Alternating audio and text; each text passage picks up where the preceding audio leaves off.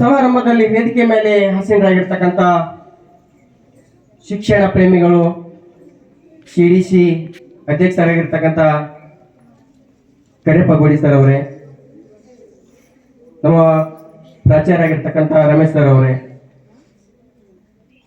ಮತ್ತು ನಮ್ಮೆಲ್ಲ ಅಚ್ಚುಮೆಚ್ಚಿನ ಇಂಗ್ಲಿಷ್ ಉಪನ್ಯಾಸಕರಾಗಿರ್ತಕ್ಕಂಥ ಪ್ರೊಫೆಸರ್ ಅವರೇ, ನನ್ನೆಲ್ಲ ನೆಚ್ಚಿನ ಉಪನ್ಯಾಸ ವರ್ಗ ಅವ್ರವ್ರೆ, ಜೊತೆಗೆ ಈ ವೇದಿಕೆಯ ಮುಂಭಾಗದಲ್ಲಿ ಧ್ರುವತಾರೆಯಂತೆ ಕಂಗೊಳಿಸ್ತಿರ್ತಕ್ಕಂಥ ನನ್ನೆಲ್ಲ ಪ್ರೀತಿಯ ನೆಚ್ಚಿನ ನಲಿಮೆಯ ವಿದ್ಯಾರ್ಥಿನಿಯರು. ಸೊ ಒಂದು ಹಳ್ಳಿಯಲ್ಲಿ ಒಂದು ಕುಟುಂಬ ಇತ್ತು, ತುಂಬಾನೇ ಬಡ ಕುಟುಂಬ. ಸೊ ಬಡ ಕುಟುಂಬದಲ್ಲಿ ಗಂಡನನ್ನ ಕಳೆದುಕೊಂಡಂತ ಒಬ್ಬ ಹೆಂಡತಿ, ಒಂದು ಪುಟ್ಟದಾದಂತ ಹೆಣ್ಣು ಮಗು.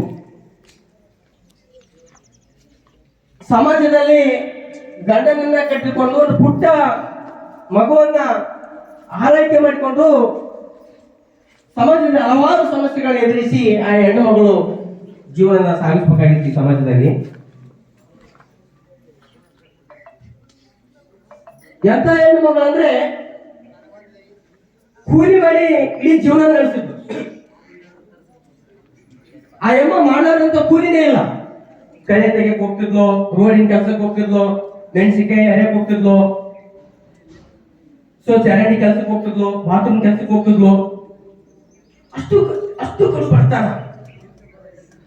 ಆದ್ರೆ ಆಕೆ ದೊಡ್ಡ ಕೆಲಸ ಕಂಡಿದ್ಲು. ಒಂದು ಬಂಗಾರ, ಒಂದು ಅಮೂಲ್ಯವಾದಂತ ರತ್ನ ಇದೆ ಅಂತ, ಅದೇ ಮಗಳು. ನಾನು 70, ನನ್ನ ಮಗಳು 70 ಆಗ್ಬಾರ್ದು. ನಾನು ಜನತ ಮನೆಯಾಗಿದ್ರೆ ನನ್ನ ಮಗಳು AC ರೂಮ್ ನಲ್ಲಿ ಇರ್ಬೇಕು. ನನಗೆ ಸೈಕಲ್ ಮೇಲೆ ಹೋಗಕ್ಕಾಗಿಲ್ಲ, ನನ್ನ ಮಗಳು ಕಾರಲ್ಲಿ ಓಡಾಡ್ಬೇಕು ಅನ್ನುವಂತ ಆ ತಾಯಿ ಕನಸು. ಹಾಗಾಗಿ ಶ್ರೀಮಂತರು ಹಚ್ಚುವಂತ ಪ್ರತಿಷ್ಠಿತ ಶಾಲೆಗೆ ಆ ಮಗಳನ್ನ ಅಡ್ಮಿಷನ್ ಮಾಡಿಸ್ತಾಳೆ. ನೋಡಿ, ಅಂತ ಇಬ್ಬರ ಕೂಲಿ ಮಾಡಿ ದಿನ ಕೂಲಿ ಮಾಡಿ ಆ ಮಗಳನ್ನು ಓದಿಸ್ತಾಳ. 1ನೇ ಕ್ಲಾಸ್ ಪಾಸ್ ಆದ್ರು, 2ನೇ ಕ್ಲಾಸ್ ಪಾಸ್ ಆದ್ಲು, 3, 4, 5, 6, 7, 8, 9 ಮಗಳು 10ನೇ ಕ್ಲಾಸಿಗೆ ಬಂದ್ಬಿಟ್ಲು. ಮಗಳು 10ನೇ ಕ್ಲಾಸಿಗೆ ಬಂದ್ಲು. ಇನ್ನೇನು 10ನೇ ಕ್ಲಾಸ್ ವಾರ್ಷಿಕ ಪರೀಕ್ಷೆ, ಆನ್ಯುವಲ್ ಎಕ್ಸಾಮ್ ಬಂದ್ವು. ಮಗಳು ಪರೀಕ್ಷೆ ಕೂಡ ಬರ್ದ್ಲು. ಪರೀಕ್ಷೆ ಮುಗಿದ ರಿಸಲ್ಟ್ ಬರ್ಬೇಕು. ರಿಸಲ್ಟ್ ಬಂತು. ತಾಯಿ ಕೇಳ್ತಾಳ, ಮಗಳೇ ಏನಾಯ್ತಮ್ಮ ನಿನ್ನ 10ನೇ ಕ್ಲಾಸ್ ರಿಸಲ್ಟ್? ನಕ್ಕಂತ ಹೇಳ್ತಾಳ ಮಗಳು, ಅವ್ವ ನಾನು ಫೇಲ್ ಆದೆ. ನಕ್ಕಂತ ಹೇಳ್ತಾಳೆ, ಅವ್ವ ನಾನು ಫೇಲ್ ಆದೆ. ಆ ತಾಯಿಗೆ ಎಲ್ಲಿಲ್ಲದ ದುಃಖ. ಅಳ್ಬೇಕಂತಾಳೆ, ಅವಳನ್ನ ಕಂಟಲ್ಲೇ ನುಕ್ಕೊಳ್ತಾಳೆ. ಒಳಗಡೆ ರೂಮ್ ಹೋಗಿ ಹೇಳ್ತಾಳೆ ನನ್ನ ಮಗಳಿಗೆ, ಅಮ್ಮ ನಿನ್ಗೇನ್ ಕಮ್ಮಿ ಮಾಡಿದೆ, ನಾನು ಕೂಲಿ ಮಾಡಿ ನಿನ್ಗೆಲ್ಲ ಪುಸ್ತಕವನ್ನು ಕೊಡಿಸಿದೆ, ನಿನ್ಗೆ ಏನೇನು ಓದಕ್ಕೆ ಬೇಕು ಎಲ್ಲ ಮೆಟೀರಿಯಲ್ಸ್ ಕೊಡಿಸಿದೆ, ನೀನ್ ಯಾಕೆ ಫೇಲ್ ಆದೆ ಮಗಳೇ? ಅವಾಗ ಮಗಳು ಹೇಳ್ತಾಳೆ ಗೊತ್ತಾ, ಅಮ್ಮ ನಾನು ಯಾರ ಮಗಳು? ಅಟ್ಲೀಸ್ಟ್ ಕೂಲಿ ಮಾಡುವ ಒಂದು ಆಳ ಮಗಳು ನಾನು ಹೇಗೆ ಪಾಸ್ ಆಗಲು ಸಾಧ್ಯ? ನಾನು ಯಾರ ಮಗಳು? ಕೂಲಿ ಮಾಡೋಳ ಮಗಳು, ನಾನು ಹೇಗೆ ಪಾಸ್ ಆಗೋದು ಸಾಧ್ಯ? ಈ ಉತ್ತರ ಕೊಟ್ಟಾಗ ಆ ತಾಯಿಗೆ ಮತ್ತಿಷ್ಟು ಅಳು ಬರುತ್ತೆ. ಆದ್ರೂ ಮಗಳ ಹತ್ತಿರ ಅಳುವನ್ನು ಕೂತ್ಕೊಳ್ಳೋದು. ಮತ್ತೆ ದಿನಿಂದ ಕೂಲಿಗೆ ಹೋಗ್ತಾಳ. ಕೂಲಿಗೆ ಹೋದಾಗ ಗೌಡ ಕೇಳಿದ್ನಂತ, ಏನಾಯ್ತಮ್ಮ ನಿನ್ನ ಮಗಳು 10ನೇ ಕ್ಲಾಸ್ ರಿಸಲ್ಟ್? ಅವಾಗ ಕಣ್ಣೀರಾಗ್ತಾ ಆ ಗೌಡ ಹೇಳ್ತಾನಂತೆ, ಇಲ್ಲ ಗೌಡ್ರೆ, ನನ್ನ ಮಗಳು 10ನೇ ಕ್ಲಾಸ್ ಫೇಲ್ ಆದ್ರು. ಯಾಕೆ ಫೇಲ್ ಆದ್ರೆ ಎಲ್ಲ ಸನ್ನಿವೇಶನ ಆ ಗೌಡನಿಗೆ ತಾಯಿ ಹೇಳ್ತಾಳೆ.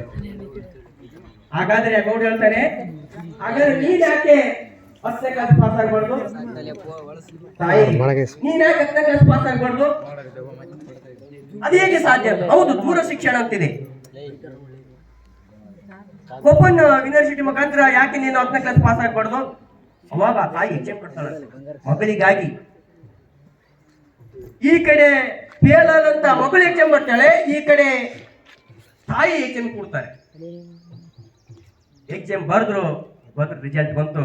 ಆ ತಾಯಿ ಕಷ್ಟದಿಂದ ಏಕತ್ಲು ತುಂಬಾನೇ ನೋವಿನಿಂದ ಯಾಕೆಂದ್ರೆ ಮಗಳಿಗಾಗಿ ರಿಸಲ್ಟ್ ಬರುತ್ತೆ. ತಾಯಿ ಆರ್ಡಿನರಿ ಪಾಸ್ ಆಗಿರ್ತಾಳೆ, ಆರ್ಡಿನರಿ ಪಾಸ್ ಆಗಿರ್ತಾಳೆ, ಜಸ್ಟ್ ಪಾಸ್ ಆಗಿರ್ತಾಳೆ. ಮಗಳೇ ನಾ ಜಸ್ಟ್ ಪಾಸ್ ಆಗಿದ್ದೀನಿ, ನಿಂದೇನಾಯ್ತು ರಿಸಲ್ಟ್ ಅಂದಾಗ ಅವಾಗ ಹೇಳ್ತಾಳೆ ಮಗಳು, ಅಮ್ಮ ನಾನು ಫಸ್ಟ್ ಕ್ಲಾಸ್ ಪಾಸ್ ಆಗೀನಿ. ಅದು ಹೇಗೆ ಸಾಧ್ಯ ಫಸ್ಟ್ ಕ್ಲಾಸ್? ಅಮ್ಮ ನಾನು ಯಾರ ಮಗಳು? ಅಮ್ಮ ನಾನು ಯಾರ ಮಗಳು? SLC ಪಾಸ್ ಆದಕ್ಕಿನ ಮಗಳು ನಾನು, ಕೂಲಿ ಮಾಡಕ್ಕಿನ ಮಗಳಲ್ಲ. ಯಾರ ಮಗಳು? SLC ಪಾಸ್ ಆದಕ್ಕಿನ ಮಗಳು, ಕೂಲಿ ಮಾಡಕ್ಕಿನ ಮಗಳಲ್ಲ. ತಾಯಿಯವರು ಮಕ್ಕಳಲ್ಲಿ ಎಷ್ಟೊಂದು ಕನಸನ್ನು ಕಟ್ಟಿರ್ತಾರ, ಎಷ್ಟು ಆಸೆ ಗೋಪುರ ಇಟ್ಕೊಂಡಿರ್ತಾರ. ಇವತ್ತು ಕೂಡ ನಿಮ್ಮ ಮುಂದೆ ದ್ವಿತೀಯ PUC ಮತ್ತು ವಾರ್ಷಿಕ ಪರೀಕ್ಷೆ ಇದೆ. ಎಲ್ಲರೂ ಬಡತನದಿಂದ ಬಂದವರು, ಯಾರು ಶ್ರೀಮಂತ ಕುಟುಂಬದಲ್ಲಿ ಬಂದವರಲ್ಲ. ಇದೊಂದು ಕನಸು, ಒಂದು ಖುಷಿ, ಸಂತೋಷದ ಕ್ಷಣಗಳನ್ನ ನೀವು ಮಾಡ್ತಕ್ಕಂಥ ಸಮಯ ಬಂದಿದೆ. ಹಾಗಾಗಿ ನಾವು ನೋಟಕ್ಕೆ ಬಲಿ ಆಗಬಾರ್ದು. ನೋಟಕ್ಕೆ ಬಲಿ ಆದ್ರೆ 25 ವರ್ಷ ಏನಿದೆ ಇಲ್ಲಿ ಏಜ್ ಅಂತ ಕರ್ತೀವಿ, ಇಲ್ಲಿ ನೋಟಕ್ಕೆ ನಾವು ಬಲಿ ಆದ್ರೆ 75 ವರ್ಷ ಕಷ್ಟದ ಜೀವನವನ್ನು ಸಾಗಿಸಬೇಕಾಗುತ್ತೆ. ನೋಟಕ್ಕೆ ಬಲಿ ಆದ್ರೆ ಅದೇ ನೋಟವನ್ನ 25 ವರ್ಷ ಪುಸ್ತಕದ ಮೇಲೆ ಆ ನೋಟವನ್ನ ಬೀರಿದ್ರೆ 75 ವರ್ಷ ನಮ್ಮ ಜೀವನ ಜಿಂಗಾಲ ಲೈಫ್. ಖುಷಿಯಾದಂತ ಹೆಂಡರು ಮಕ್ಕಳ ಜೊತೆ, ಫ್ಯಾಮಿಲಿ ಜೊತೆ, ಅಪ್ಪನವ್ರ ಜೊತೆ, ತಾಯಿಯವ್ರ ಜೊತೆ, ಕುಟುಂಬದ ಜೊತೆ